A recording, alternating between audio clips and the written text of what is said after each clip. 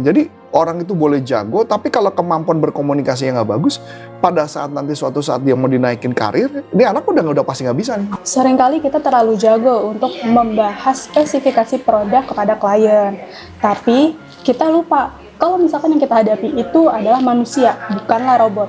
Nah, sebenarnya apa sih pentingnya sebagai sales memiliki interpersonal skill?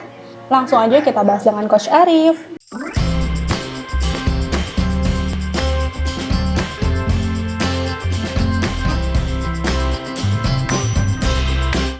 Halo Coach. Ayo. Oke.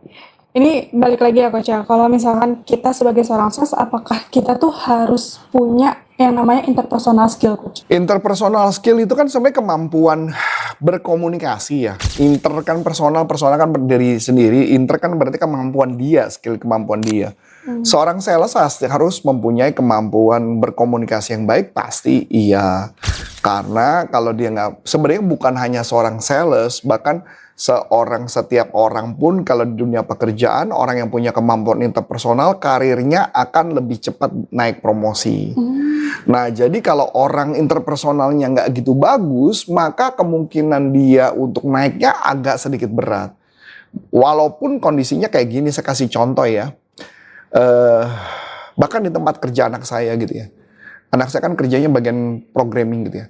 Tapi kalau dia interpersonalnya nggak bagus, dia nggak punya banyak teman, itu juga karirnya sama atasannya juga akan problem tuh.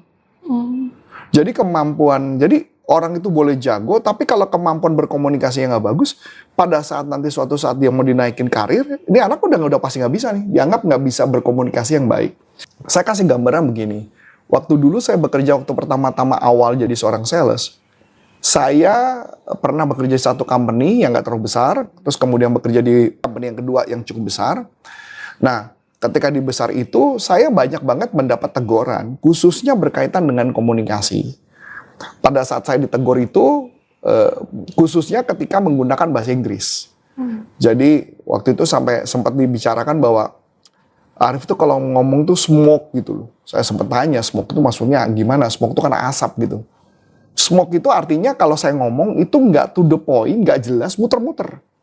Dan ternyata itu dianggap sebagai kemampuan yang kurang bagus sebagai seorang pemimpin.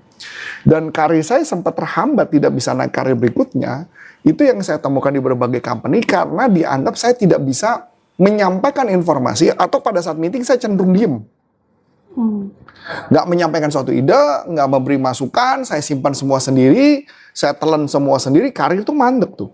Mandek banget. Saat itu saya ingat banget, saya sempat berpikir nih, gimana caranya ya? Apakah saya perlu kuliah ilmu komunikasi ya? Saya sempat berpikir itu gitu. Dan puji Tuhan, saya nggak ngambil ilmu komunikasi ya. Ternyata ilmu komunikasi juga banyak orang yang punya problem juga untuk berkomunikasi gitu. Karena banyak teori-teorinya ya. Saya belajar neurolinguistic programming, di saat itulah saya baru ngerti bahwa ada teknik berkomunikasi, cara menyampaikan, cara bertanya, cara menyampaikan sesuatu yang bisa didengar atasan. Dan ternyata itu berpengaruh sekali gitu ya. Kalau di interpersonal skill kan kita bisa lihat ya, kemampuannya apa aja. Kemampuan mendengar yang baik. Kemampuan mendengar baik saya itu dapat banget setelah belajar coaching. Ketika belajar coaching jadi mampu mendengar dengan baik.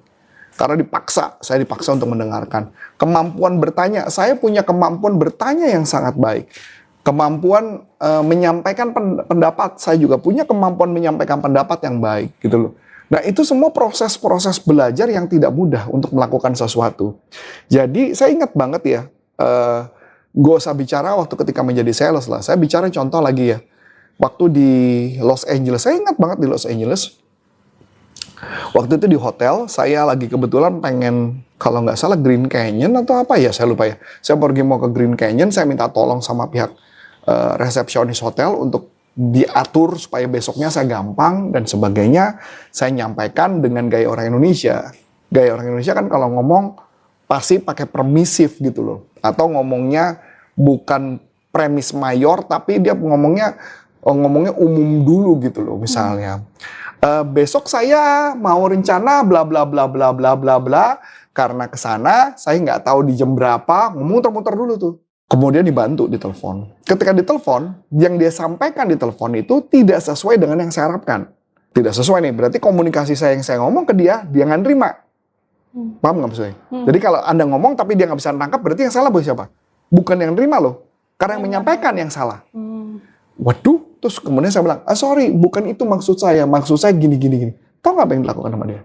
Ini bedanya orang Indonesia sama orang luar negeri ya. Kalau orang Indonesia, kalau mau oh nggak apa-apa Pak, kita beresin.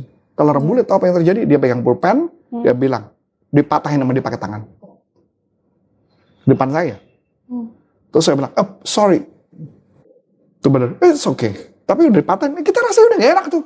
Iya. Nah, dari situ saya mulai belajar. Kalau menyampaikan sesuatu tuh jangan muter-muter.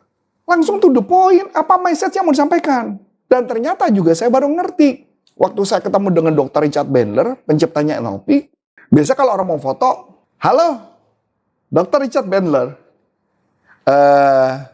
Langsung kenal. Misalkan, how are you, sir? Oh ya, yeah, thank you, bla bla bla. May I take picture with you? Itu pasti dicuekin sama dia. Nggak bisa. Langsung dia mau to the point. Sir, I want to take a picture with you, okay? Langsung to the point. Oh, jadi nggak ada basa-basi? Nggak ada. Orang Indonesia kebanyakan basa-basi. Makanya ketika seorang sales menyampaikan informasi, basa-basi dalam konteks jalin hubungan silakan. Iya. Tapi dalam ketika menyampaikan sesuatu harus to the point, jangan muter-muter. Kalau muter-muter nggak jelas informasinya. Yang inti yang mau disampaikan apa? Jadi kata kunci gini, setiap lu mau ngomong harus pikir nih, yang mau lu sampaikan apa sebenarnya sih? Oh, sama kayak pas lagi jelasin produk gitu nggak sih? Misalkan kayak jalin hubungan aja kan kita basa-basi nggak apa-apa gitu kan, Coach? Dalam konteks jalin hubungan Iya, kan? jalin hubungan. Tapi ketika kita jelasin produk itu jangan muter-muter juga. Tujuannya apa? Benefit itu produk apa? Iya. Misalkan benefit itu produk, Pak, karena gue denger nih, lu punya masalah ini. Nah, produk ini punya kelebihan yang sama buat lu tuh. Langsung to the point. Jangan ngomong dulu, muter kiri, muter kanan, muter kemana, akhirnya nggak dapet jelas. Itu kemampuan yang jadi problem banget bagi seorang sales. Ya, dan juga kemampuan berempati. Jadi ketika orangnya, saya sering banget tuh ditelepon ya, dengerin telepon, atau istri saya ditelepon sama sales tuh.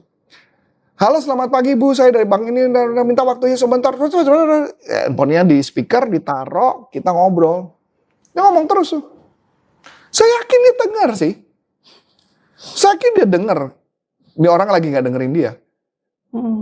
Tapi enggak tuh, dia ngoceh terus tuh sampai habis skripnya. Nah itu berarti pertanyaan, punya kemampuan interpersonal nggak? Enggak. Yang penting selesai skrip. Itu yang kebanyakan seorang sales adalah selalu melihatnya dari kepentingan dia, bukan kepentingan customer. Tidak pernah melihat dari sudut orang, tapi dia ngeliat selalu dari sudut sendiri. Makanya kenapa dia wajar gagal. Nah itu yang gambarannya. Makanya kenapa seorang sales harus punya kemampuan berkomunikasi yang baik, kemampuan interpersonal, kemampuan bertanya, paham, empati sama orang. Baru kita bisa jalin hubungan yang sangat baik. Itu gambarannya. Oke. Wah, menarik banget nih teman-teman.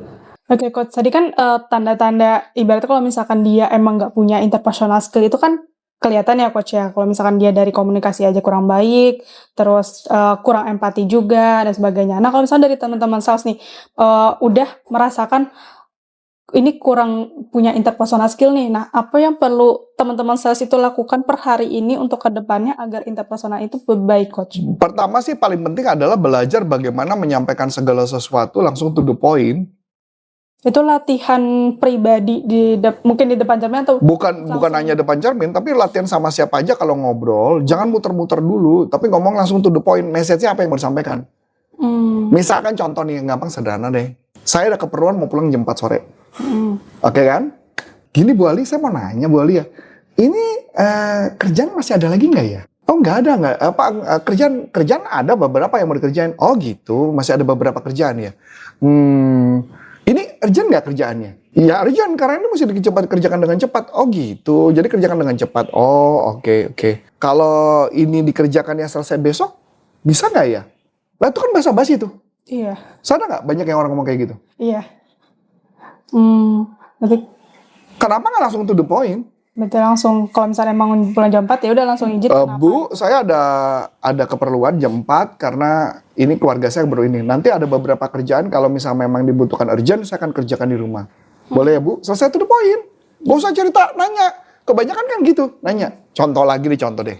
Contoh deh, paling gampang deh. Misalkan saya telepon Adi nih. Telepon Adi, supaya Adi datang ke tempat saya. Tapi saya ngomong, Adi, lagi ngapain di? Oh lagi ini Pak. Oh, lagi banyak kerjaan ya? Iya nih Pak, lagi banyak kerjaan. Oh gitu. Abis itu kerjaan apa lagi? Oh kerjaan ini Pak. Oh gitu. Iya. Bisa selesai jam berapa tuh? Segini. Oh. Lu udah makan belum? Ya belum Pak. Masih tanggung kerjaan. Oh gitu. Oh. Kan otomatis ketika ngomong-ngomong, maksudnya gue mau ngomong, Dik, tolong bisa kesini nggak? Itu kan jadi ke-pending kan? Iya. Itu yang jawabannya orang sering muter-muter dulu gitu loh. Itu komunikasi yang tidak efektif gitu loh kalau kepada customer. Karena base-nya adalah base rasa tidak enak gitu loh. Iya benar. Dan itu yang membuat kenapa sebuah bisnis akhirnya tidak bertumbuh atau seorang sales tidak bertumbuh juga kepada customer. Karena ngomongnya muter loh, nggak jelas gitu tujuannya apa gitu loh. Iya benar. Kebayang nggak? Iya benar. Pasti banyak kan cerita-cerita kayak gitu kan? Ya karena ngomongnya diputerin dulu ke mana, diputerin dulu kemana, diputerin dulu kemana. Ya semua orang kalau ditanya sibuk ya pasti sibuk jawabannya. Iya benar. Kayak based on nggak enak tuh pasti kalau misalnya udah muter-muter ya udah berarti nggak jadi pesannya. Betul. Makanya seorang sales juga ketika jualan gitu. Kalau misal pas lagi dalam keadaan kasih sales tuh telepon pun juga ibaratnya ya udah kalau nanya kan dia gali ya coach ya. Nggak yang ibaratnya lagi ngapain Bu dan sebagainya itu Nggak perlu. nggak penting. Yang penting kalau di telepon saya menemukan kebanyakan kegagalan sales adalah dia nggak ada menggali kebutuhan, cuman bacaan skrip. Oh. Itu yang membuat Terpatok kenapa ke mereka skrip ya, gagal. Bang? Betul. Tapi mereka tidak menggali kebutuhannya dan sebagainya. Nanti ujur-ujur akhirnya adalah pakai ngemis. Ya, sayang nih Bu, ya Bu, ambil ya Bu, ambil ya. Ngemis kan? Oh, karena tadi ibaratnya basa-basi terus di akhirnya Iya, ngemis. biar Iyalah, ambillah ya Bu. Iya, sayang loh Bu, nggak diambil nih Bu. Iya. Nah itulah, jurus basa-basi.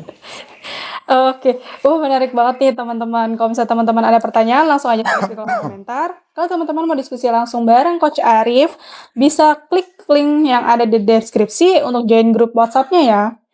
Cukup sekian dari aku Aulia. Dan saya Coach Antoni. Saya mengucapkan terima kasih, sukses buat Anda. Sampai jumpa. Salam performance. Bye-bye.